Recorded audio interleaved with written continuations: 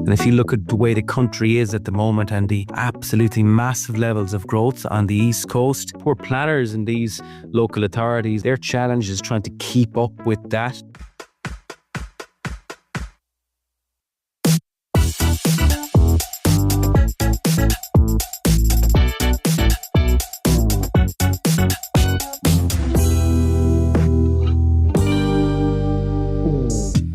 Evidence-led, data-driven planning is the goal, but what tools are actually out there? How well do we use them, and what potential do they hold? What skills do planners need now and in the future to unlock that potential?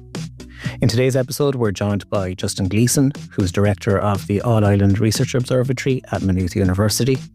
Justin has spent years helping planners, policymakers and communities understand the power of spatial data, from census insights to mapping technologies, demographic modelling, and the emerging role of AI. We talk about making data meaningful, the art of data storytelling, and how better evidence will help shape the next generation of development plans and let us meet our climate, housing, and infrastructure objectives. Justin, thanks a million for joining me on the podcast. Thanks, Sean. Delighted to be here. So for listeners who don't know you, can you introduce yourself and then also your different roles? So we'll be talking about AIRO, we'll be talking about NERSA, we'll be talking about people in place. We'll be talking about other things as well. So can you explain who you are and the sort of work that you do? Yeah, sure. So I'm Justin Gleeson. I'm the Director of the All-Island Research Observatory down at Maynooth University. And that sits within, I guess, an academic institution down there, which used to be called NERSA. And academic institutions, as you know, is full of acronyms for different places. But NERSA was traditionally the National Institute for Regional and Spatial Analysis. So very, exactly what we're talking about here in the Planners podcast. It's now actually changed into something called Maynooth University Social Science Institute. That's the wider institute, but our group, AIRO, we're mainly involved working across the planning sector for government departments, the regional assemblies, and then so many of the local authorities across the country, mainly on demographics, socioeconomic profiling, and certainly in the last number of years, the development of mapping tools, dashboards, visualisation toolkits, all that sort of stuff. We also have a spin-out company from Maynooth University, which is called People in Place. It does quite similar stuff, but more on a commercial basis. And the team there develop actual tools or more consultancy-based work. And a really important thing for us is that team is based in Maynooth, but we also have a kind of regional presence across the country. So I'm from Clare, so I'm delighted that People in Place is actually starting to grow and establish itself in Ennis in County Clare. And we also have a couple of guys up working out of the Porter Shed in Galway. And is People in Place predominantly working with local authorities and public bodies as well, or are you seeing kind of other sectors getting interested in what you do? Yeah, it's a bit of a mix. Like, I guess most of our work is across the kind of public sector element, but yeah, we're involved with a number of different commercial agencies. But I guess the People in Place team are trying to develop products rather than at the academic side. It's more broader research pieces, doing research pieces for government departments, the things like the CLAR program or National Planning Framework, that sort of stuff. People in Place is definitely more focused on products and consultancy pieces. Then thinking about that public sector, so your government departments, regional assemblies, local authorities, how well do you think they are integrating spatial data into the strategies and plans? We've a plan-led system, we've a stronger hierarchy than we ever had before. But where's the evidence coming from that, I guess? And is it being embedded, or how much of a driver is it at the moment? And have you seen a change in that?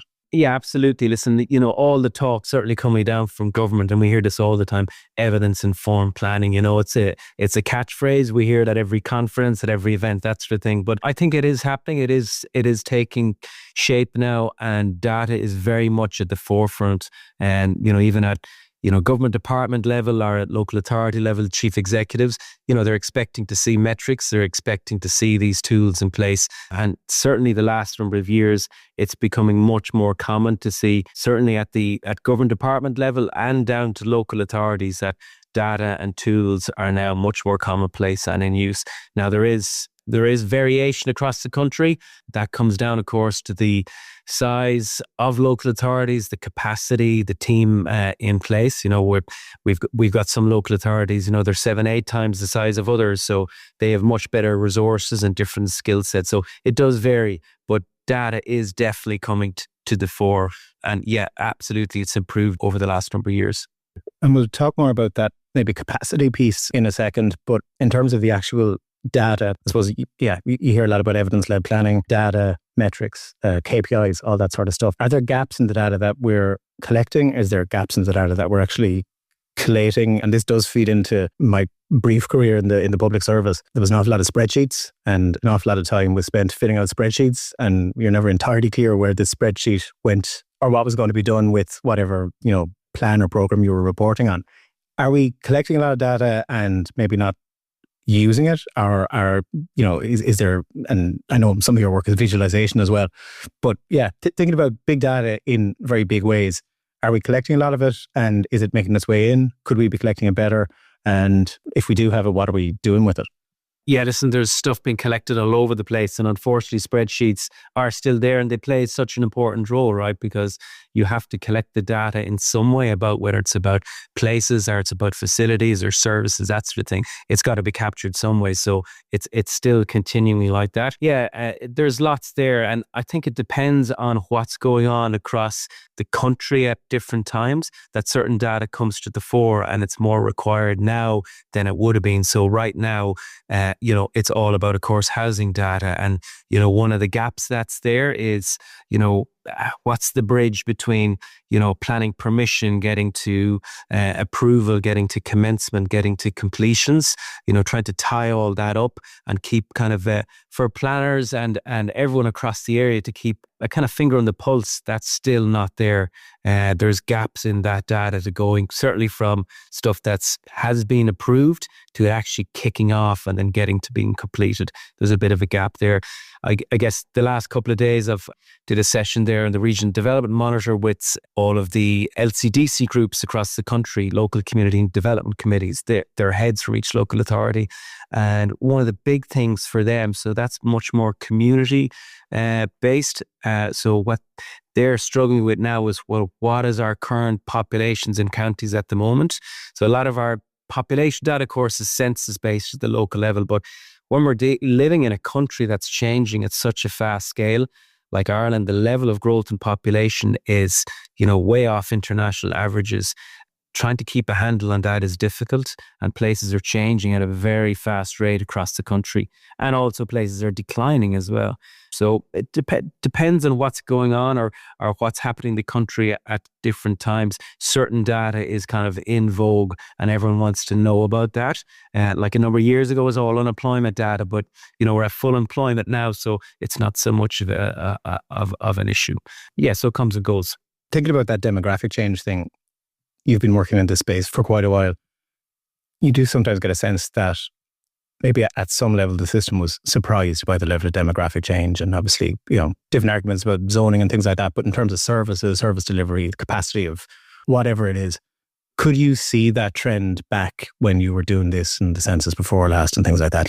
Could you see that there was already going to be pressures in terms of population change, demographic change in some areas that you felt maybe wasn't being picked up? Or maybe, were we across some things like unemployment data? We had a good handle on that, but we were missing what was happening when it came to something else. Yeah, I guess you can see things happening. Like, I've been working in this space for nearly, over 20 years now. And, if you think back to, the early, 2000s or something, before we hit the boom, like the country has changed at such an amazing change in so many different areas, particularly around demographics. And I remember one particular point in around the late 2000s, like we built some, our peak building period at the time was 2006, 2007, out of 70, 80,000 units were built.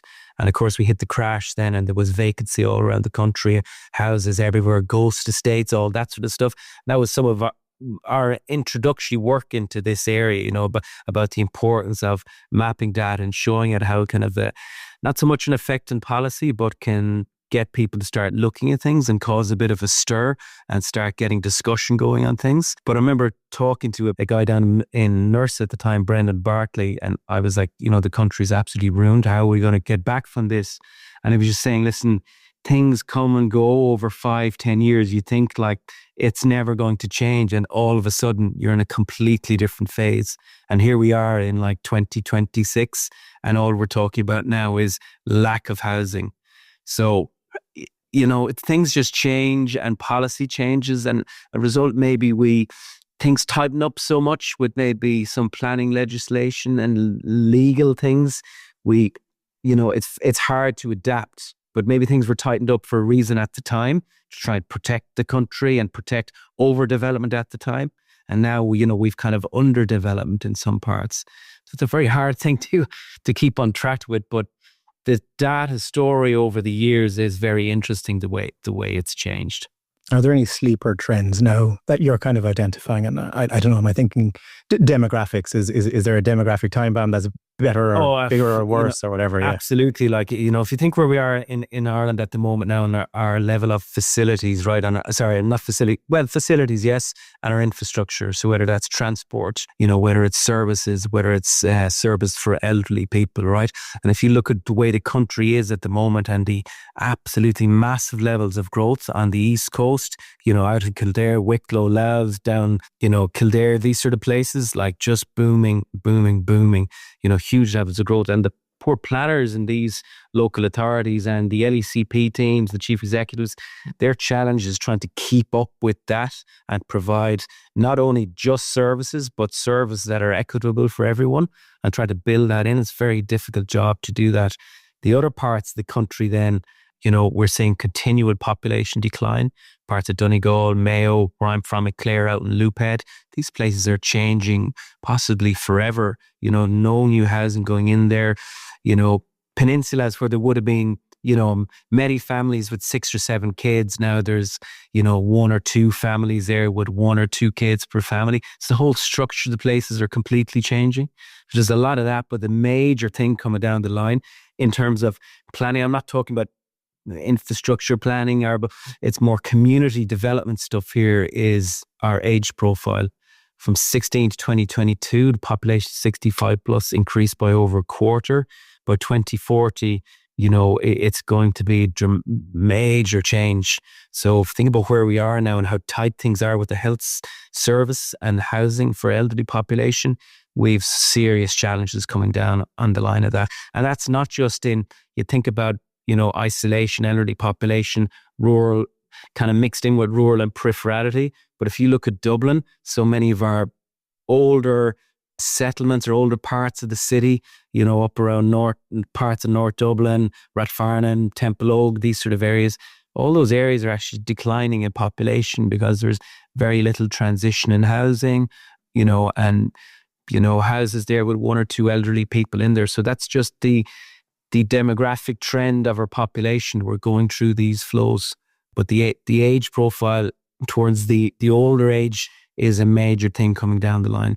And I know government are trying to deal with that. And we've seen the GA report recently about depopulation, and, that's about sport, it's about culture, but that's actually such a on the point, bit of work for the planning sector to look at that, because it's essentially what we're kind of about is where population are, where people are living now and where they're likely to live in the future.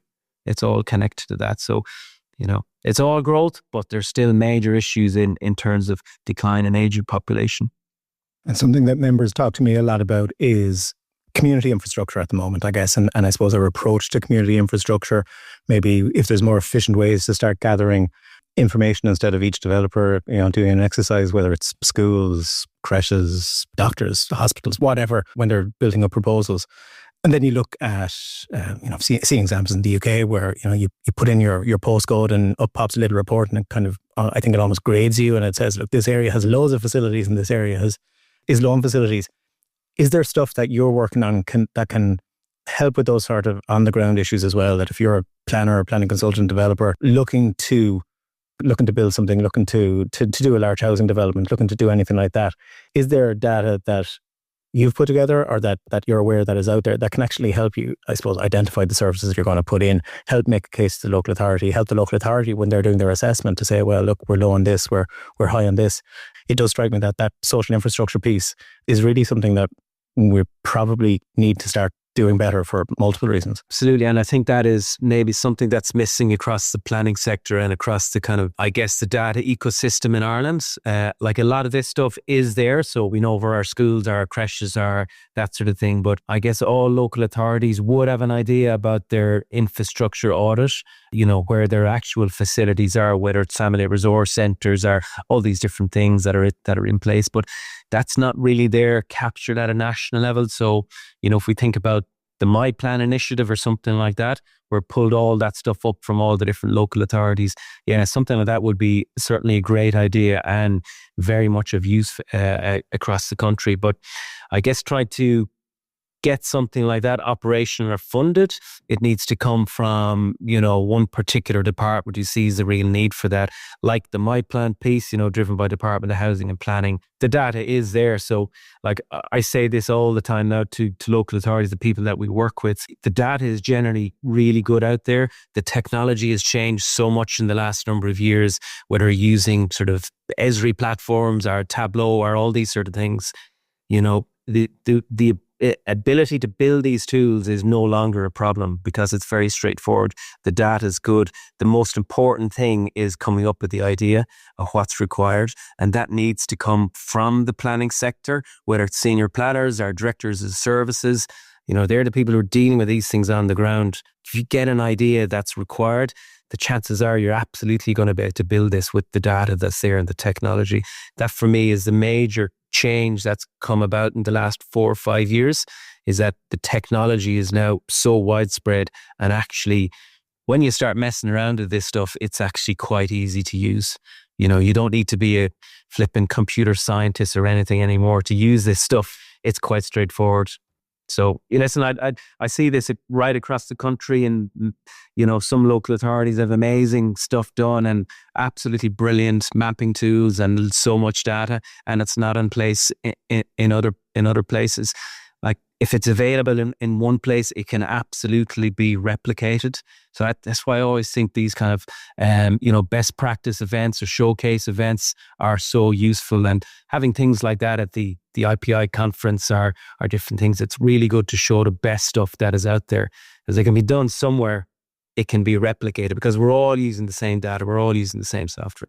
And speaking about showcasing stuff then, so the National Census Atlas was highly commended at the last IPI Awards, and that was built on the Regional Development Monitor, which you mentioned as well.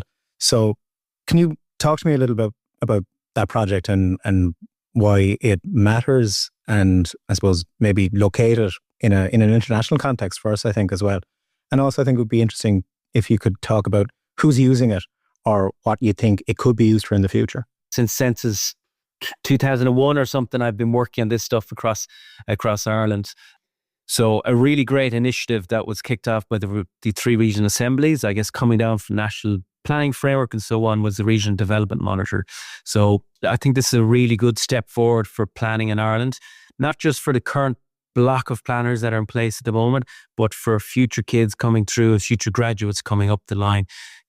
There's so much data within there through dashboards, mapping tools, all these different sources of data coming into it that makes it so much easier now for planners to really understand what's going on at a county level, whether it's demography, housing, house price, all that sort of stuff. So loads and loads in their environmental data. One of the tools we built onto that was the National Census Atlas. So census done every 5 years, thousands and thousands of data points in that. So basically what we've produced is this national mapping tool. There's up around 200 indicators on there, and it presents the data for every single small area across the country. So about 18,000 of those. So that's, your own, literally the estate or wherever you live in your local neighborhood, right down to a couple of estates, about 75 households and so on.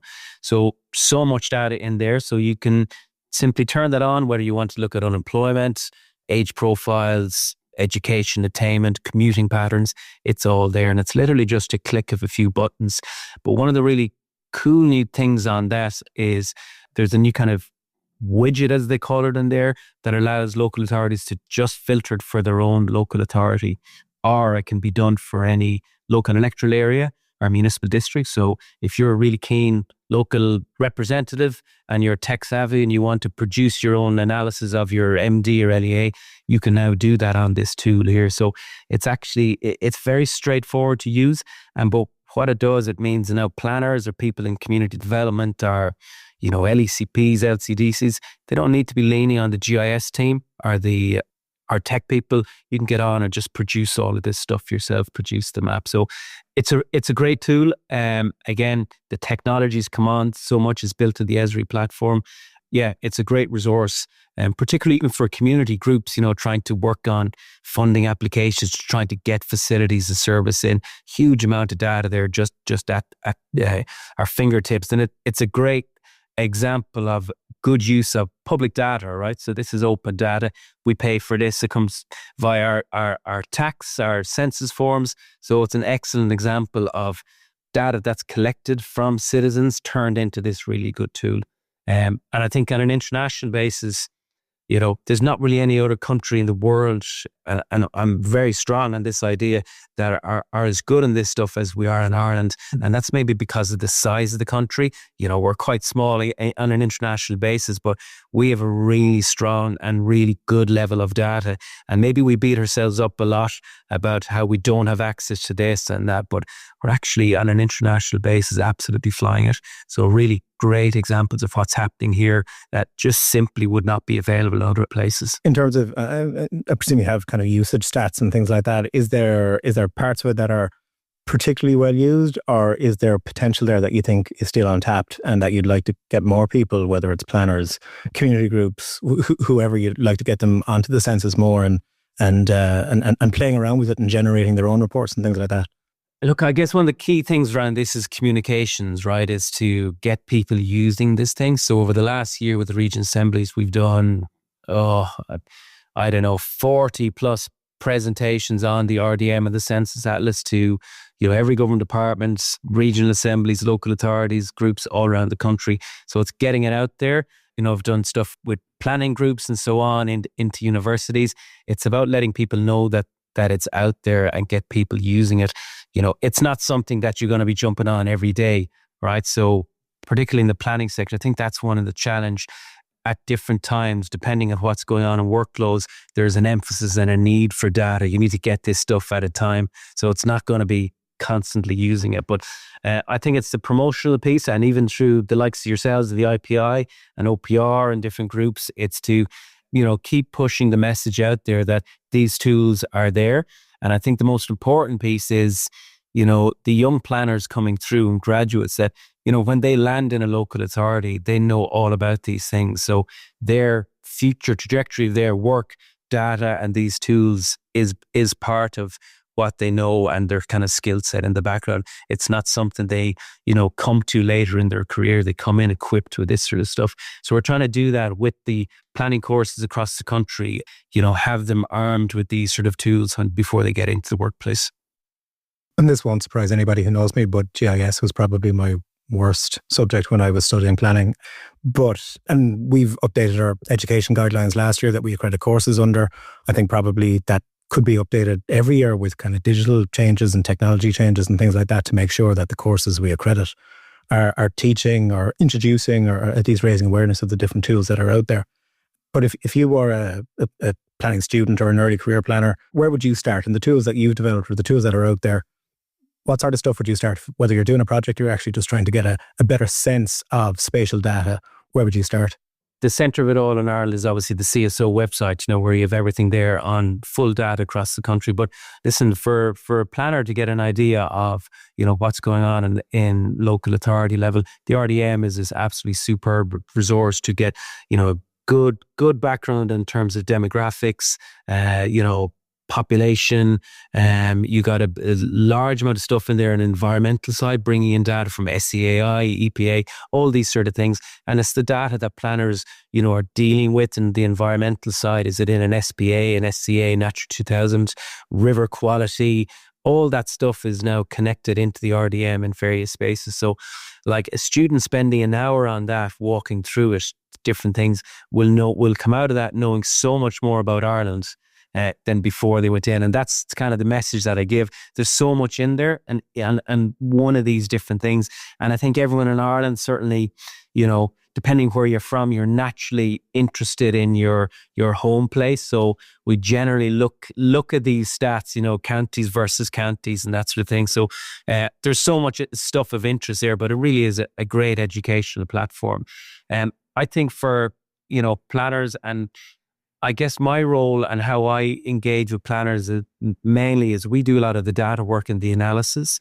So that could be tools, that could be reports, that sort of thing. But the most beneficial piece that I get from it, and I see everybody else getting from it, is when you actually get into a council chamber or your workshop room and you're discussing the project and you're, this term now that's out there, data storytelling, right? You're telling the story about a place and how it's changed, how it is now, where it's projected to go. What are the challenges? What are the, the opportunities? How are you doing better than other places? How are you doing worse than other places? It's that story about the data that really gets people interested and generates the discussions, rather than just, a document, whatever, 50 pages of stuff, which, to be honest, most people will never even read, right? So it's that storytelling piece. So for planners, these tools are out there now in terms of, story maps, that sort of thing, dashboards, these things. You can bring a whole story about a place to life now and be very creative with these sort of things. And I think that's what resonates then with, when you go to consultation with the public, with the citizens, with councillors. It's just a very different way of talking about places. Rather than, an email about something, you can tell this visual story of somewhere. Really interesting stuff we've done over the last while with Údarás na Gaeltachta, very similar to that. So the Údarás na Gaeltachta, our geographies are these called language planning areas. So they've these 26 language planning areas across the country. And this is about planning. This is about planning for the future of the Gaeltacht areas. And language planning areas, they're individual geographies and they're trying to restored population, keep the population there, keep jobs there. But the central thing is to keep the Irish language, the future of the Irish language in these places. So we did some very interesting work there in building this insights portal for them. And we produced a whole series of these story maps about these language planning areas, about the strength of the Irish language there, the number of people living there, how the demographics have changed. It's now very different. There's, Polish people, Indian people from all over the places, and how, Ireland is changing so much. But to be able to put that into this visual story, to step down through these different things, it's been so much more engaging for people to look at this and understand these places than, again, just a report that's there. So there's so many opportunities with this stuff that's out there now. And it's a new skill set. It's a new tool for planners. But yeah, there's so many opportunities, I think. And there's three things in particular that I wanted to get your thoughts on and chat to you about. And we've touched on some of them. I suppose the three big priorities for planners would be housing, climate, and certainly at the moment, infrastructure. And if we kind of step through those, so government's housing plan talks about public audits of zoned and surface land. You've had mapping by things like the LDA and things like that. It talks about digital derelict sites registers, and it has all these actions. All of that seems pretty doable. Am I being a bit naive in saying that a lot of that data is there anyway? So is it just repackaging stuff that's already there? And I don't think so. I think it's more complex than that. And, all of these things, that can come down from central government, right? No matter what policy it is, you need to do that, you need to do this, you need to get the data for that evidence. When that lands in a planning department, you've certain number of staff there who are already probably flat out doing things. So these are big challenges to try and get this thing right. And for something as there's such a focus on housing now. And at the IPI conference in Salthill last year, we hear this figure, 50,000 homes a year, and many of the commentary says that's not even enough. All right. But 50,000, I don't know who it was on the stage, said 50,000 homes a year is the same as all the housing in Galway and Drogheda combined each year. And so you can hear these numbers, but when you put it into context, it's like, it's massive scale level of development required each year. And the capability of local authorities to get prepared for that, it's a huge challenge, right? But these capacity audits, many county development plans would have been done 21, 22. I know there's doing refreshes, but since then there's been a lot of change with infrastructure. But, we hear about wastewater all the time. If you look at the wastewater capacity register there that Ishgairn have, the amount of towns that are across the country are in the red, no capacity, and the amount of them that are there amber. Like, what's amber? Is amber, have we loads left, or are you just teetering on getting into red? So there's a lot of work to be done on that.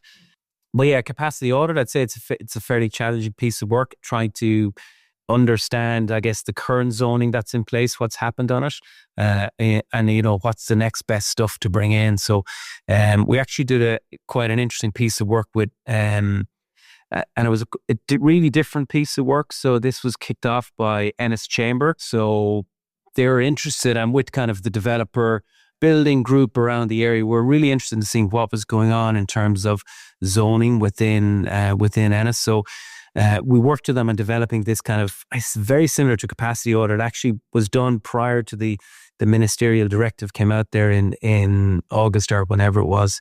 But we basically looked at each zone across the town to see, well, has anything been built in it since 2022, whatever it was? If so, great, that's done.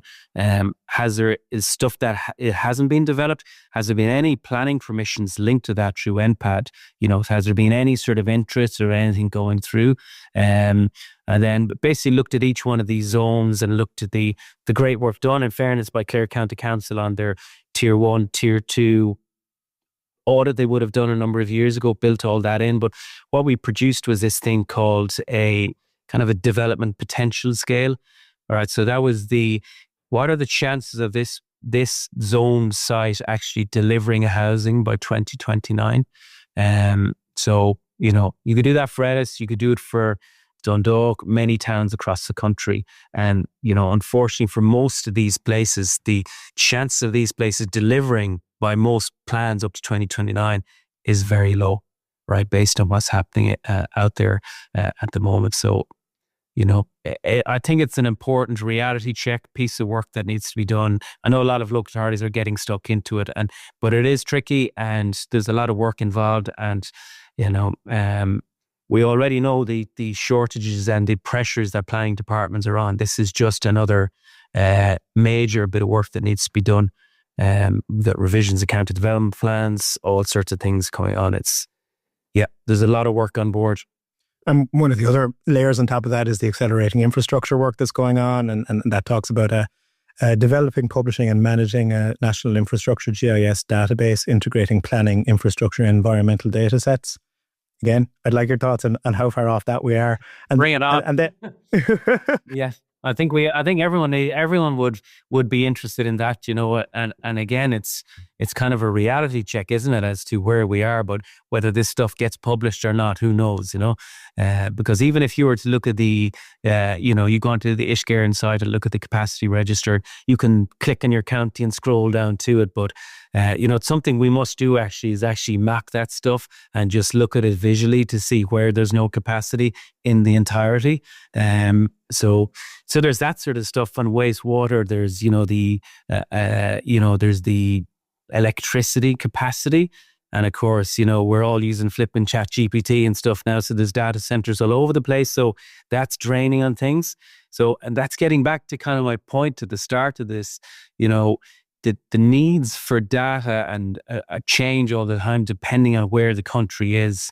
Like, electricity demand wasn't so much an issue before.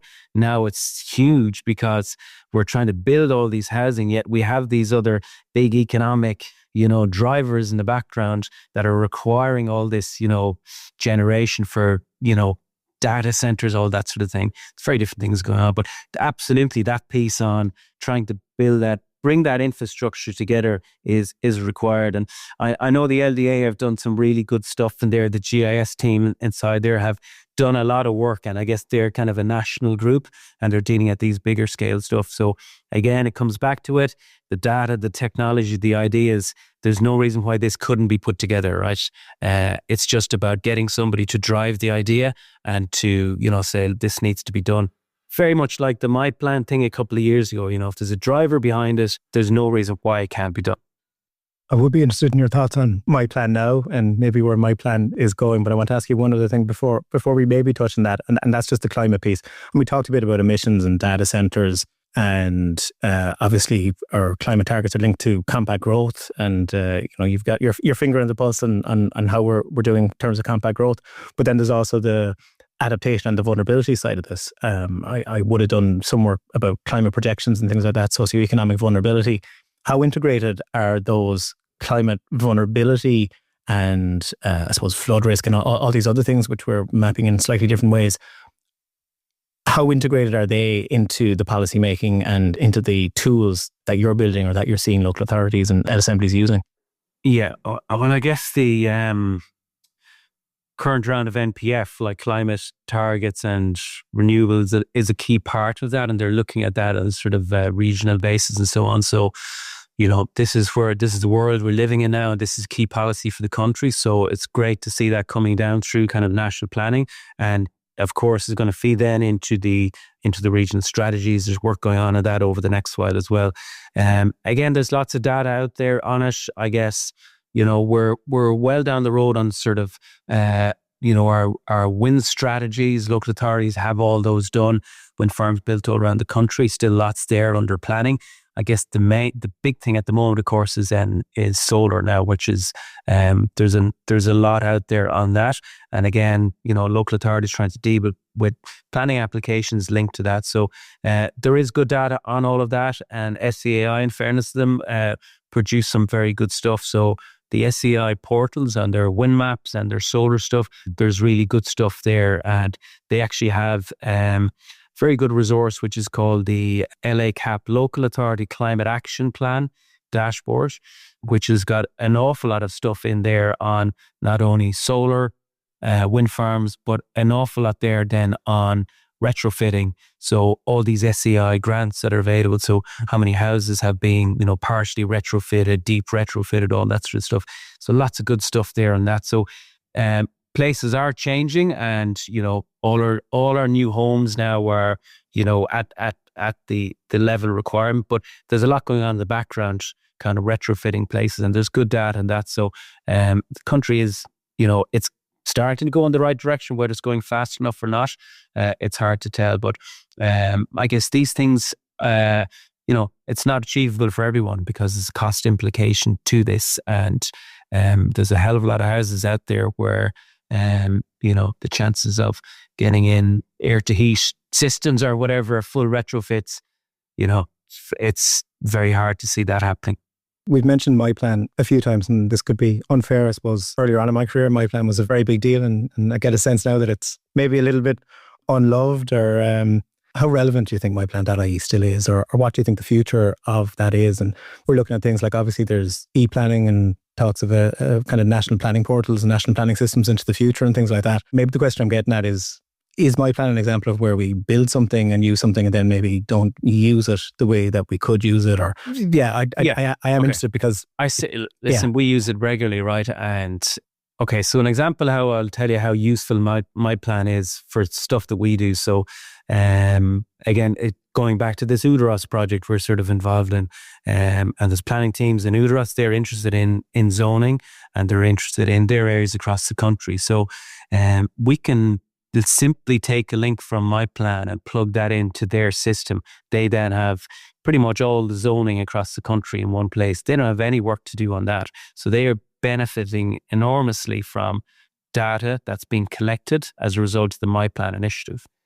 So, of course, the key thing is My Plan, as with all these data things, is keeping them up to date and to kind of keep the initiative on pulling in the data. But I know the guys in the department do a lot of work on trying to do this, and it's not as straightforward as it seems. When My Plan came out first, there was a huge amount of work to get everything together, and it was a great national coverage.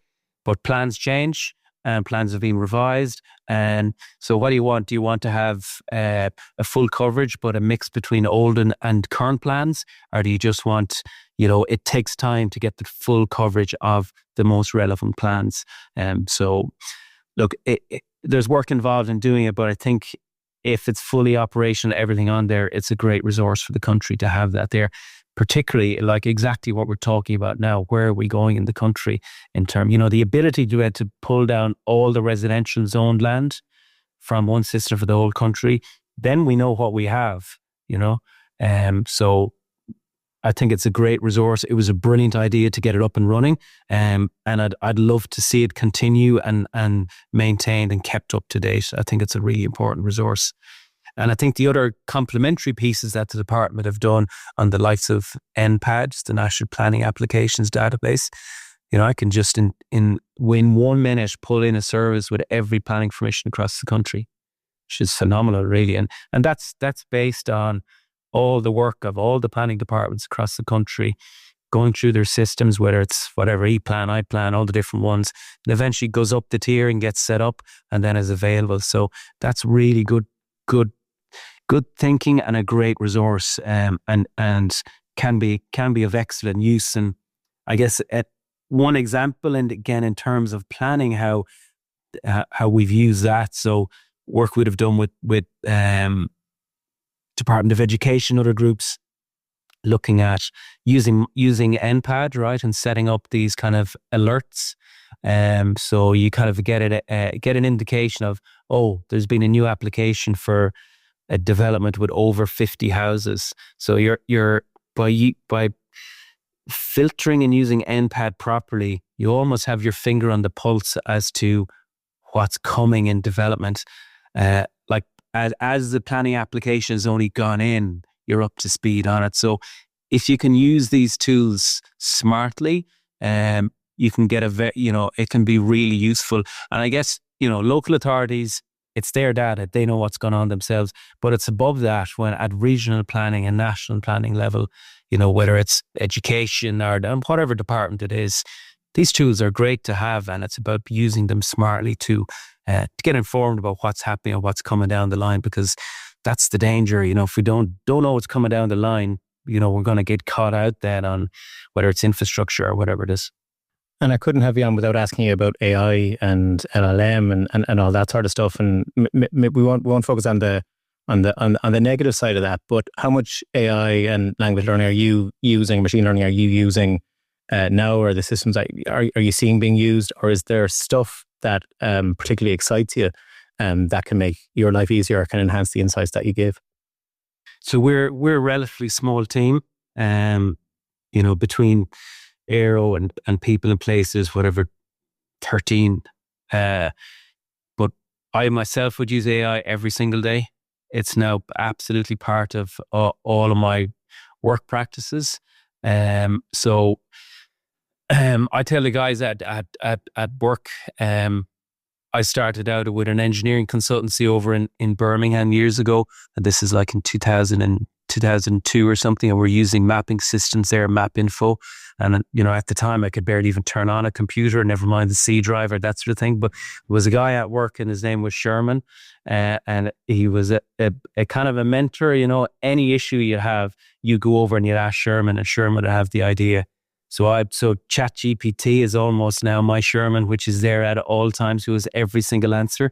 So when it comes to coding or trying to automate things or speeding up your work processes, what you can get out of this, I'm technical enough at this sort of things, but I'm a geographer. I'm not a computer scientist or anything. So I've only ever been able to go so far on the technical side. I've had to rely on other people, but my skill set has advanced, tenfold in the last year in what I can do in different things. So that's on the coding side, whether it's simple Excel formulas, right, or creating macros, or people are using R software, amazing for working with big data or just large data sets. It has every single answer that's out there, so what you can learn and how you can speed things up, it's absolutely phenomenal. But so that's the technical side. But from a writing side, I think for planners, it's going to be an incredible resource. And if they're not using it now, they're absolutely missing a trick. So in terms of report writing, and of course, we got to remember about the confidentiality stuff here, and whether you're using if Copilot is built into your work IT system, or using paid chat GPT or free ones or whatever it is. But for writing reports, writing tenders, writing everything. I spoke to a friend recently who's a director of a very large consultancy in Ireland, and, using AI for so much work, even in tender writing and so on. It's part of work practices now. But so for the planning people, like, it's absolutely brilliant. So there's so many different tools. There's I think it's maybe Google LMM, I forget what it's called. But it's a tool where you can essentially just upload planning documents. We're talking about the planning sector here. So upload the National Planning Framework, right, the latest stuff. You can say, okay, give me a summary of that in, 10 bullet points. Or there's other things now you can say. You can upload that. You could upload the National Development Plan, the National Planning Framework, the Regional Assembly strategies, a number of these things. Can you produce a 15-minute podcast, answering questions podcast from me, discussing these 3 documents and how they're interlinked? It'll do this sort of stuff. So you can be, do that, jump in the car, driving to wherever, and listen to this in 20 minutes. And, whether it's going to be 100% accurate or not, but it's phenomenal what it can do. Now there's so many opportunities. Of course, there's threats across the sector to this. And, we mentioned unemployment earlier. It's not a big thing. We're at full employment, but you'll have noticed in, different economic commentators over the last while, Dan O'Brien and a couple of different people, about, watching out for rising levels in youth unemployment across the country. And there was a piece in the Irish Times or something recently, or wherever it was, that, some of the big 4 accountancy firms, or wherever, the tech companies in Dublin, like the graduate programs, starting to drop down a little bit over the last while. And, the potential of that is related to sort of AI practices, taking over some of these, kind of data entry roles, or lower level things where AI is being embedded to speed all this up. But I guess to answer your question, we use it all the time in so many different parts of our work, from data analysis, starting to use it, trying to train it now for data interpretation, and trying to build our own one with a whole series of our data sets built into it. So I guess that's the key, is the confidentiality piece about how secure is your stuff in there. But, it's a huge resource. And I think for the planning sector, it could absolutely only help when planners, the amount of work they have do in reading and writing and reviewing and summarizing. And then last question for me, which is really, what is AIRO and People in Place? What are you working on at the moment, and what else do you plan for the rest of 2026? We've lots of different stuff on across the year. I guess we're continuing a lot of work with the regional assemblies. The regional spatial strategies are coming out, are the kind of refresh work in that. So we'll be working on pieces on that. A variety of different projects with local authorities ongoing across the country. I guess one of the key new things that we're getting involved in, we were successful in getting involved in the European Space Agency incubation grant last year, and that's using Copernicus satellite imagery.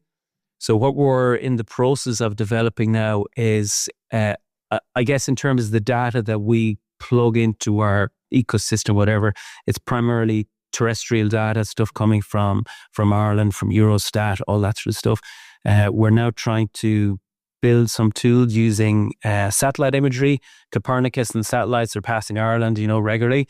Unfortunately, we've got a hell of a lot of cloud cover, so it's a little bit difficult. But what we're trying to work on there is getting these regular kind of satellite monitoring of places. So, we talked earlier there about planning permissions, commencements, completions. So you got a satellite up in the sky passing places on a regular basis. So trying to build up tools on that to be able to profile locations and see how they're changing. So not every 5 years, but and I guess what we're trying to do is get tools in place that will assist planners whether it's, county development plans or 10-year things coming down the line, but, kind of annual updates of what's going on, quarterly updates. We just need to get rid of all the cloud cover across the country, and we'll have all of this. But anyway, we're trying to do that. There's a couple of European partners involved, potentially trying to replicate it over in Spain and Barcelona, where we won't have all those issues with the cloud cover. It'll be much more straightforward. But that's kind of one of the main exciting new research pieces that's happening over the next year. But also over the last while, we've been getting more involved in, I guess, cultural and kind of sports analysis or sports analytics. So we did a really interesting piece there a couple of years ago with the GA. We're continuing that type of work with a couple of other sporting organizations across the country. And that's all about, where the facilities are, where the membership is, what are the other facilities and things in place. And of course, behind all of that, you have your underlying demographics. Are we who's being served with the right infrastructure? Where is there high levels of demand, low levels of demand, that sort of thing. So for me, on a personal basis, this is all really interesting stuff, and it's a job. But I really like working these projects because it's about the places we live. It's about the country where, we live in. And, I just feel it's kind of naturally engaging and naturally interesting, involved in these particular things. So that's really what's on the horizon for the next year. Justin, that was fascinating. Thanks a million for joining me on the podcast. Thanks, Sean. Take care. If you would like to find out more about what we covered in this episode, you'll find notes, links, and more in the description area of this podcast. Do remember to press follow for our show so you'll get the next episode automatically, and remember to share it with a friend in the sector. Just tell them to search Irish Planning Institute on their podcast app. Our podcast today was produced by dustpod.io and brought to you by the Irish Planning Institute. From me, Sean O'Leary, thank you for listening.